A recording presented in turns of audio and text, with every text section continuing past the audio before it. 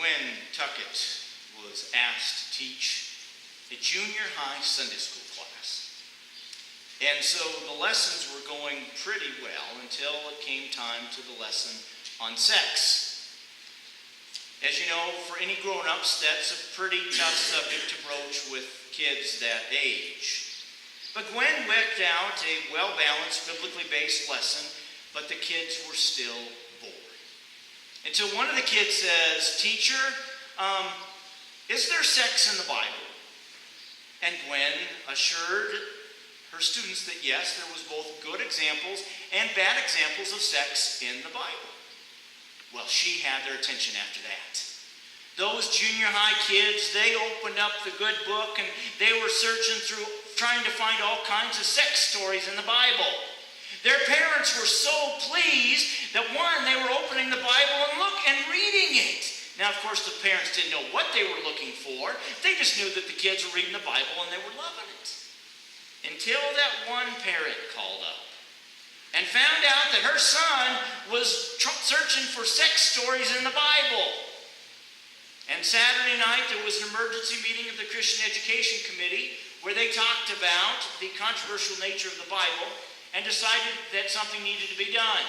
And so they announced the following Sunday that due to the controversial material of the Bible, no further Sunday school lessons would include the Bible.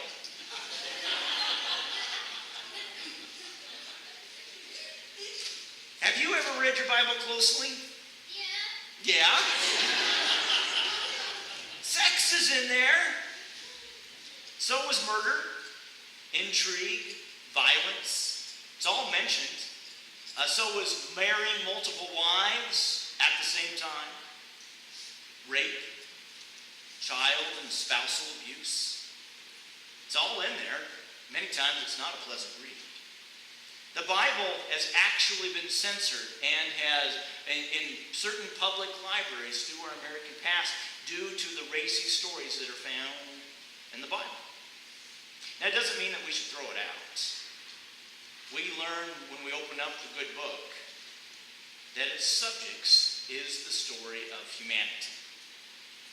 It includes both good and bad stories of human beings wholly living and screwing up royally. It's a story of God's people who mess up and, of course, must face consequences. In fact, that's our lesson for today. And I do apologize, we got the wrong, in the bulletin for you this morning, we got the wrong story. Because today's story is much more juicy and racy than what you're going to find that's listed there in the bulletin. So we're going to go to chapter 11. So, Jan?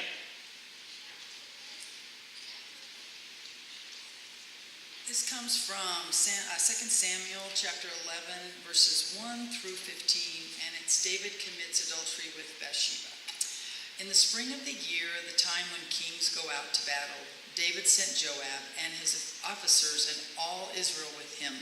They ravaged the Ammonites and besieged Rabbah, and David remained in Jerusalem. It happened late one afternoon when David rose from his couch and was walking about on the roof of the king's house. And he saw from the roof a woman bathing. The woman was very beautiful. David sent someone to inquire about the woman. It was reported, "This is Bathsheba, daughter of Eliam, the wife of Uriah the Hittite." So David sent messengers to get her, and she came to him, and he lay with her. Now she was purifying herself after her period. Then she returned to her house. The woman conceived, and she sent and told David, "I am pregnant." So David sent word to Joab, "Send me Uriah the Hittite." And Joab sent Uriah to David. When Uriah came to David, David asked how Joab and the people fared and how the war was going. Then David said to Uriah, "Go down to your house and wash your feet." Uriah went out of the king's house, and there followed him a present from the king. But Uriah slept at the entrance of the king's house with all the servants of his lord and did not go down to his house. When they told David Uriah did not go down to his house, David said to Uriah, "You have just come from a journey. Why did you not go down to your house?" Uriah said to David, "The ark and Israel and Judah remain in boats." and Lord Joab and the servants of my Lord are camping in the open field. Shall I then go to my house to eat and to drink and to lie with my wife? As you live, and as your soul lives, I will not do such a thing." Then David said to Uriah, "Remain here today also, and tomorrow I will send you back." So Uriah remained in Jerusalem that day. On the next day, David invited him to eat and drink in his presence and made him drunk. And in the evening he went out to lie on his couch with the servants of his Lord, but he did not go down to his house. In the morning, David wrote a letter to Joab and sent it by the hand of Uriah. In the letter he wrote, "Set Uriah in the forefront of the hardest fighting, and then draw back from him so that he may be struck down and die."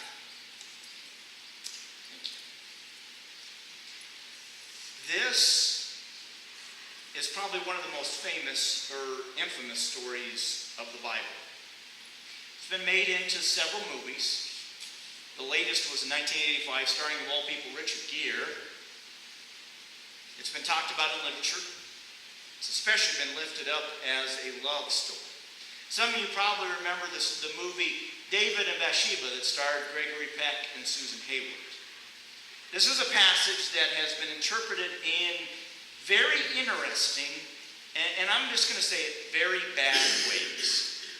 Sometimes it's been pointed out that Uriah was abusive, and thus why Bathsheba left her husband and ran into the arms of King David. I'm not quite sure what Bible they're reading, but there is nothing about that story.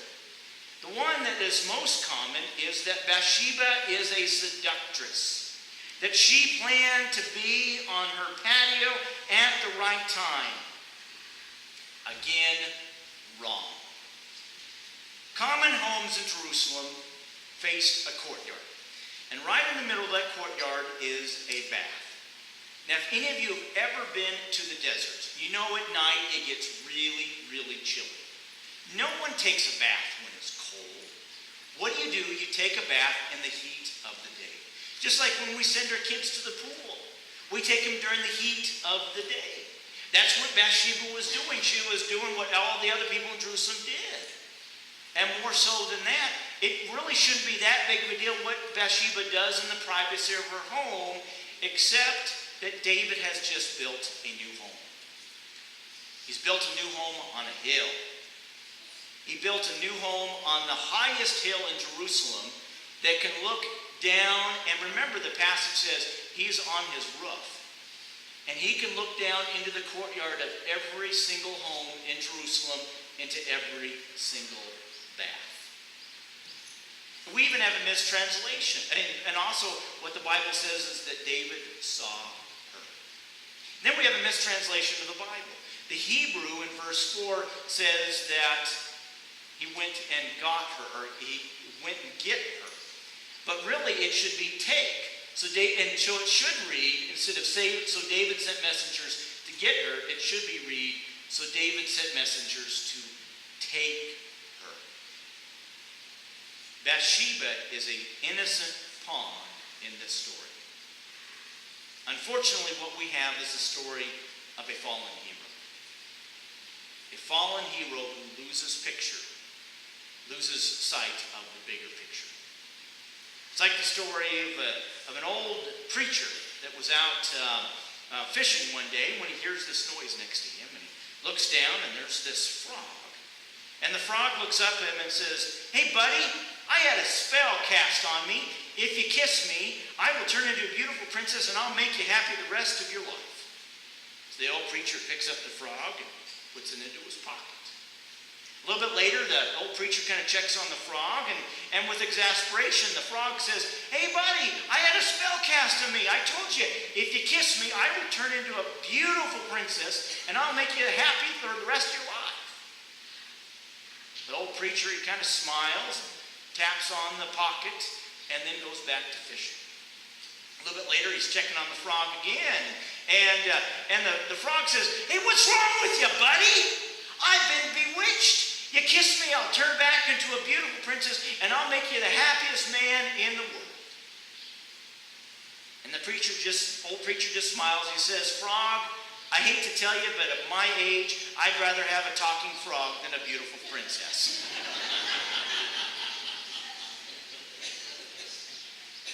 You know, there's many different angles that we could take with this sermon. We could talk about power corrupting a good man. We could talk about honesty. I mean, think about this. Think if you were a scribe that is copying this passage and you come across the story about one of the greatest kings of all Israel and you read about this. Don't you think you would be tempted to kind of change the story a little bit? It is amazing that as this story got passed down word to word and papyrus to papyrus and copy to copy, that it contains the salacious notes that we have today. We could talk about sin. I certainly did that the last time I preached on this. We could talk about lies and how we often cover one lie with another. We could talk about the biggie, temptation. I mean, that certainly is the idea from the song that I've chosen for the title for today that comes from Sting and the Police. Don't stand so close to me. If you know the song, if you know the video, it's the finger is pointing right at her. She is standing too close to Sting. Bathsheba is bathing right out in front of King David. Man, he couldn't help himself. The problem is, so we have to kind of think about which direction we go in. So the problem is that with each of these, we're only addressing the small issue. We're only addressing the little discussion of the human condition. If we address just one problem, then we miss all the other discussions of why, and they're left unsolved. We're only dealing with what I like to call the little brush fire and not the bigger picture. Kind of reminds me of when I was pastoring up in Shetland. Typical summer went like this. It usually started about late spring, early summer into the fall. The fire whistle would go off. Then we would hear our neighbor hop on his four-wheeler and head on down to the fire hall. And then we would hear the fire rigs head out to the countryside somewhere. This happened almost every year. These firefighters were attacking these little brush fires all over the place. Now, if you've been to that part of our state, you know that Shetland sits right on the edge of the Pine Ridge Forest. The trees run for miles and really in a lot of inaccessible terrain. And this is also a community that doesn't receive as much rainfall as we have here. Now, for those of you that have connections with the fire department here, know that this is also very typical of what happens with the Wildcat Hills or maybe with someone that flicks out a cigarette into a ditch. It sparks something very similar. What happens is so often as the firefighters, they attack the brush fire because they don't want it to build to something greater. Attacking the brush fires. Kind of reminds me of a story once about a man that was camping along the riverside. And all of a sudden he hears a baby cry out in the water. So he rushes out into the water and he finds this baby sitting in a basket. He cannot believe it. He rescues the baby, brings it in, he investigates, he can't find anybody, and so he contacts Child Protective Services. They investigate and they find a good home. The next year he's camping by that same side of the river, and he hears a baby crying again in a basket. He goes out and he rescues the baby and contacts CPS. And this goes on another year. It gets to the point where this guy actually plans his vacation to be at that riverside every year at the same time. He actually contacts Child Protective Services, and they have a family ready for these babies. They're in these baskets. It's like clockwork.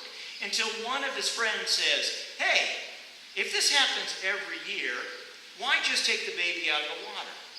Why don't you go upstream and see who was putting the babies in the water? Attack the problem at the source so that it will stop happening again. How true is that in life? We go from problem to problem to problem, putting out these little brush fires, and we're never addressing the source of the issue. It's true in our personal lives. Sarah and I have a good friend, and I remember right before we moved to Shetland, we were pastoring in Aurora, our friend came out to see us. And they brought out, and they were telling us about how they're getting ready to declare bankruptcy, and they just bought a new phone that takes pictures. Can you imagine that, a phone that takes pictures? Well, back then that was a big deal, and it was really expensive. And so they were buying all of this stuff because they knew that everything would be wiped clean of the bankruptcy, but they got to keep all this stuff. Well, after we moved to Chadron, we soon learned that they declared bankruptcy, and then they got a new car. All on this promise that the car dealer promised that they could handle the car payment, plus the fact that the guy had a job and was going to school. Well, after we'd been in Chadron for a while, we soon learned that the guy quit his job and was then paying all of his bills with his student loans. See, our friend was attacking this brush fire and this brush fire and this brush fire when he should have been attacking the issue of personal finance at the source of the issue. You know, maybe it's not finances that kind of bother us. Maybe it's something else. Maybe you've got some certain issues that you and your spouse like to avoid. You know, it's just too painful to go there. You don't like to talk about that issue, so what do? You attack this brush fire and this brush fire because that issue, you don't want to address that big issue. In our professional lives, we also see this. The landscape is changing. The way people are doing business is different. You don't like it. You've been doing this job for years. And you've been doing this way for years, and so what do? You decide to strike back. You say something nasty about that new business down the street. You get angry that they're threatening your lifestyle. What you're doing is you're putting out the brush fire instead of looking at the source of the issue, which is that everything is changing. Business is changing, and you're not changing with the times. You know, it is so easy to put out the brush fires than to make sure that the whole forest has water. It is so easy to put out the brush fire than to clean out the trees, to thin out the forest, to get out the undergrowth. Talk to anyone in the forest industry. They'll tell you that putting out the brush fire is really a temporary situation and doesn't get at the source of the issue. Reminds me of the story once of a monk. It was a cold, damp day in March. He was working outside. He was grumbling. Hated it. Hated everything about working out there. And he wasn't enjoying just being able to work out in God's creation. So he comes into the monastery and he's grumbling. And one of the head monks comes up to him and says, "You need to go to confession because you're grumbling too much." And so when the monk goes to confession, the abbot says to him, "For your penance, brother, since you grumbled about the cold and dampness, you must go to the bridge by the river. Stand at the bridge with your staff in hand where the water is up to your waist." Poor brother didn't even get his supper.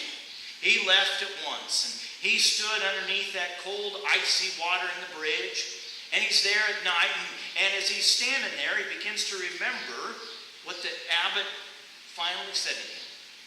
"If you're truly sorrowful for your sins of grumbling, at dawn's first light, your staff will blossom." He just kept thinking about that. At dawn's first light, if I'm truly sorrowful for grumbling, my staff will blossom. So as he's standing under there in the bitter cold and just can't wait for the sunrise to come up, he hears a noise above the bridge. It's a notorious cattle thief. It's got a bunch of cattle with it. And when the cattle thief came right up to the bridge, he was ever mindful to kind of look around, and he looks down and he sees this monk sitting down there. And he says, "For the love of heaven, what are you doing down there?" And the monk kind of looks up at him and says, "Well, I grumbled having to work outside in the rainy weather, and the abbot, he gave me this penance." And the cattle thief, he says, "Oh my, if the abbot gave you the penance of standing all night in cold water for grumbling about the weather, what kind of peasant penance would he give me if I came to confession?" So he shoos down the cattle so that he takes them back to the pen where he stole them at. And he comes running towards the water and he says, "Move over, brother, move over, brother." And there you had the monk standing with his one staff. And you had the notorious cattle thief standing there with the other staff. And they both fall asleep. Morning comes. First part of the light. The monk awakes first, and immediately he looks at the staff, but he sees nothing. He actually takes the staff and looks at it really closely, thinking maybe the blossoms are really tiny, but there's nothing there. And then he looks over at the cattle thief, asleep on his staff, and he sees that his staff is covered with blossoms. You see, David lost sight of the bigger picture. And he was doing so well, what we learned last week. He accepts God's judgment that he's not to build the wall. David is becoming God's greatest representative here on earth, and today he's out for a stroll. And he sees a beautiful woman. And that's when the brush fires begin to happen. With each sin, with each lie, he tries to put out one brush fire after another. And he doesn't address the source of the issues. It's kind of like a story that Eli Beasley tells about a man that's in a boat out in the open sea. And there are others in the boat with him, and one night, without warning, the man takes out a drill. And he begins to cut a hole in the planks underneath the seat. And the other people on the boat are saying to him, "Hey, stop! What on earth are you doing? I think, man, are you going to sink us off?" And the man just keeps on drilling. And as he does so, he answers them, "Hey, I don't understand what you're upset about. What I'm doing is a personal matter. It's none of your business. This is my seat, and if I want to drill a hole under it, it's my privilege." My friends, that's what a brush fire is. When we think that the solution only affects us. That's the problem with David. He's thinking of himself. He's thinking, how can I get myself out of this mess? He's attacking this current crisis, and he's not focusing on the source of the issue. We become so insulated on how this is going to affect me, how this is going to hurt me, how this is going to help me, that we don't see the bigger picture. We don't see how this affects everyone around us. We don't see how the community is harmed by our one single action. Well, what would happen if our thinking was in reverse? What would happen if we begin to think of the bigger picture first? What would happen if our single action was guided by how we benefit and how we benefit the whole community? You see, now we're in the area of faith. Because it takes faith to look at the bigger picture. And we've got all of these brush fires raging around us. One final story for you. There's a story about a guy who's having a dream. And he's taken around all of these rooms that he assumes are heaven. And he's brought into this one room, and there's this elaborate spread of food. And as he's looking at the people, he realizes they're starving. And he can't figure it out. There's all this food around. Until the guy kind of points out the utensils. And they're too long to reach their mouth. And so these people are fighting. They're arguing. They're attacking each other. And the guy begins to scream out. And all of a sudden, a big wind takes him to another room. And it's the same kind of room. All this beautiful food that is spread around, these utensils that are really long, but he notices something different. People aren't hungry. In fact, on one side of the table, they're picking up the utensils and actually feeding the people on the other side of the table. There's this sense of working together, of cooperation that's taking place. The people are happy. They're joking. They're laughing. And then he wakes up. And he realizes the first room had to have been hell. The second room's got to be heaven, because only cooperation will prevail in such a place. To us, that is what community is about. When we think of the bigger picture first, we begin to act differently. When we begin to think how our actions will affect other people, our attitude is different. So my friends, don't fight just the brush fires. With faith, attack it at the source. And we will build the kingdom of God. Amen.